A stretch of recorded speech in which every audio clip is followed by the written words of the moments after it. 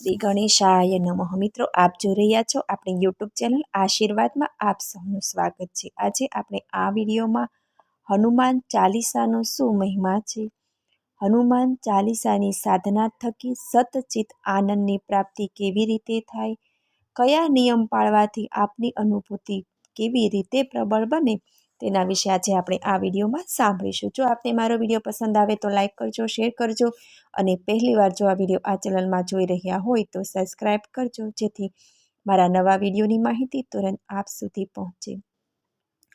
પવનતનય સંકટહરણ મંગલ મૂર્તિરૂપ રામ લખન સીતા સહિત હૃદય બસુ સુરભૂપ મનોજવમ મારુતિ તુલ્ય વેગમ જીતેન્દ્રિય વૃદ્ધિમતમ વરિષ્ઠમ વાતાત્મનમ વાનયુત મુખ્યમ શ્રીરામદૂતમ શરણમ પ્રપથ્યે. મનના જેવી ત્વરિત જેની ગતિ છે, પવનના જેવો વેગ છે, સમસ્ત ઇન્દ્રિયોનો જેમણે જય કરેલો છે, બુદ્ધિમાનોમાં જેવો શ્રેષ્ઠ છે, વાયુના જેવો પુત્ર છે, વાનરોના સમુદાયોમાં જેવો મુખ્ય છે, એવા શ્રી રામચંદ્રના દૂત શ્રી હનુમાનજીનું હું શરણ લઉં છું. બાળકોથી માંડી વૃદ્ધો સુધી અને ખાસ યુવાનો માટે વિદ્યાભ્યાસમાં તથા જીવનની શાંતિ માટે શ્રી હનુમાન આરાધ્ય તથા પૂજનીય રહ્યા છે.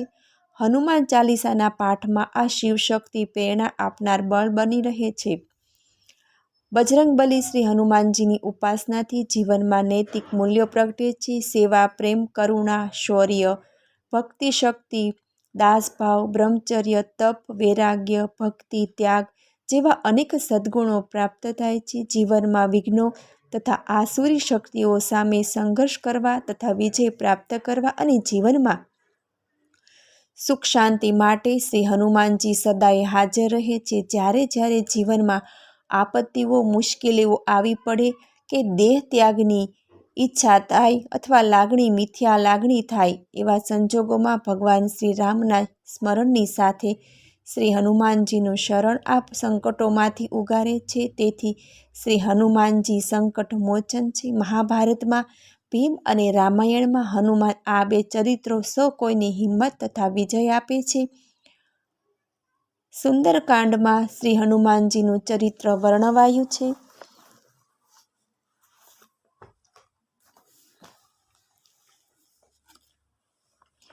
આપ કોઈ ઈશ્વરમાં ન માનતા હો તો આપ એક ઈશ્વરીય શક્તિમાં આસ્થા કેળવશો. શ્રદ્ધા તો ચોક્કસ કેળવશો. આસ્થા અને શ્રદ્ધાની પ્રબળતા વધશે. કોઈ ઘટના કે દુર્ઘટના થકી અન્ય કારણસર જો આપ આત્મવિશ્વાસ ગુમાવી બેઠા હો તો હનુમાન ચાલીસાના પાઠ કરવાથી આપ પાછી કેળવી શકશો અને આ વખતે જે આત્મવિશ્વાસ હશે ને તે કંઈ અલગ જ હશે, જે જીવનમાં આપને આગળ ધપાવશે. હનુમાન ચાલીસાના પાઠ થકી આપ મનોબળ કેળવશો. દ્વેષ કે કષ્ટોને નિવારવા માટેનું માર્ગદર્શન મળશે. તમારા નિર્ણયો કોઈ પણ પરિસ્થિતિમાં એકદમ સટીક બેસશે. હનુમાન ચાલીસાના પાઠ કરવાથી ભ્રામક હોય કે વાસ્તવિક બંને પ્રકારના ભય દૂર થશે.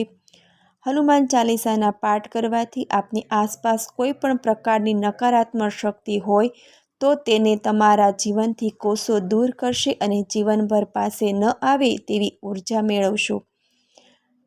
વિદ્યાર્થી જો હનુમાન ચાલીસાના પાઠ કરે કે જેમને ધ્યાન કેન્દ્રિત કરવામાં મુશ્કેલી હોય, વાંચનમાં ઓછો રસ હોય તો તેઓ માટે આ અક્ષર સાબિત થશે.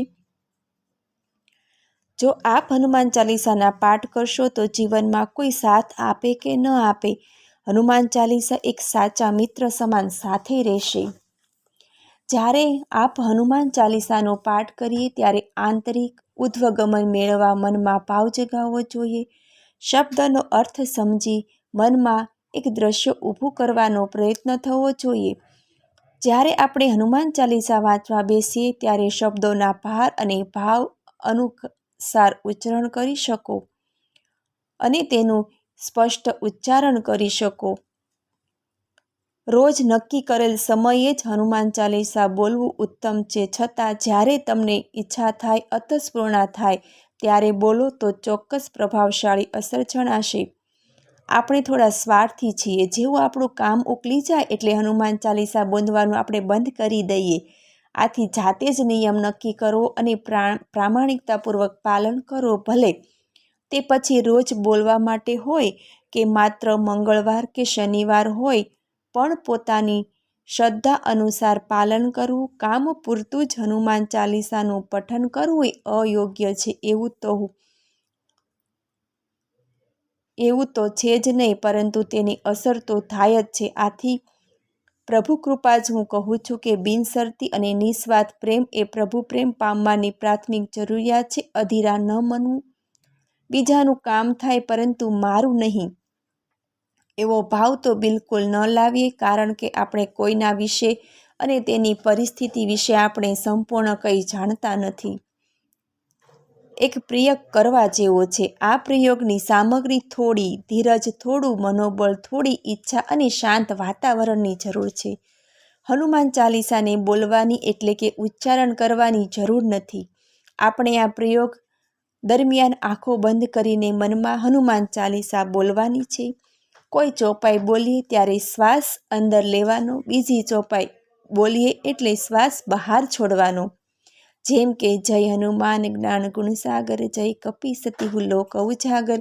માં શ્વાસ અંદર લઈને મનમાં બોલીએ રામદૂત અતુલિત બલધામા, અંજની પુત્ર પવન સુતનામા. માં શ્વાસ બહાર છોડીએ. દરેક શ્વાસ સાથે અંતરના ઊંડાણમાં ડૂબકીઓ મારવાની છે. આ પ્રયોગ કરવામાં ઉતાવળ કરશો નહીં.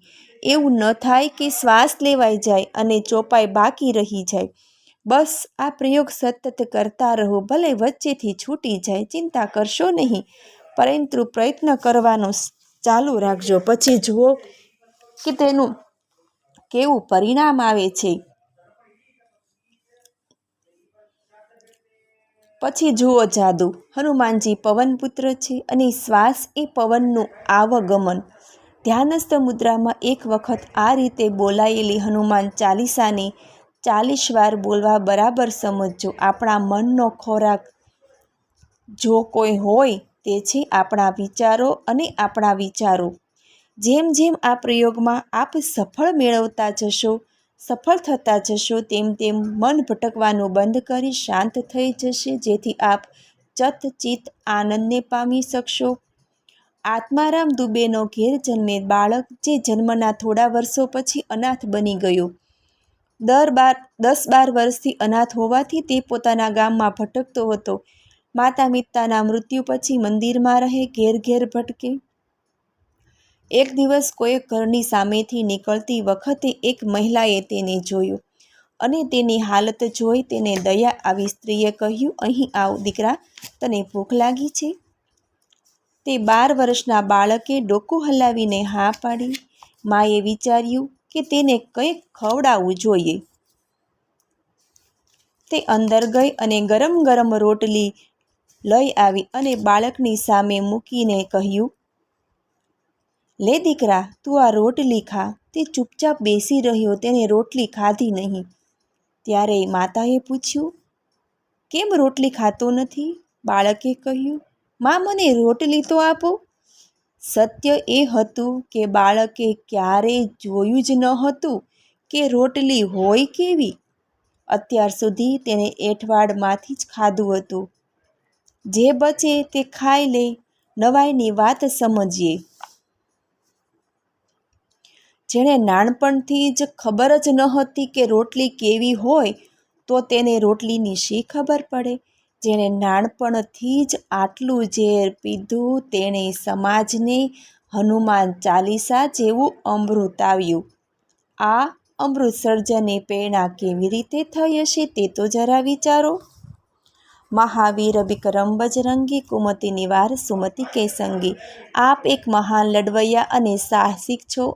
આપનું શરીર ભગવા રંગ કેસરિયા જેવું સુશોભિત છે. હે હનુમાનજી, આપ અમારા નકારાત્મક વિચારોને હકારાત્મક વિચારોમાં બદલવામાં મદદ કરો છો. મને સાંભળવા બદલ ધન્યવાદ. જો આપને મારો વિડીયો પસંદ આવે તો લાઈક કરજો, શેર કરજો અને પહેલીવાર જો આ વિડીયો આ ચેનલમાં જોઈ રહ્યા હોય તો સબસ્ક્રાઈબ કરજો, જેથી મારા નવા વિડીયોની માહિતી તુરંત આપ સુધી પહોંચે.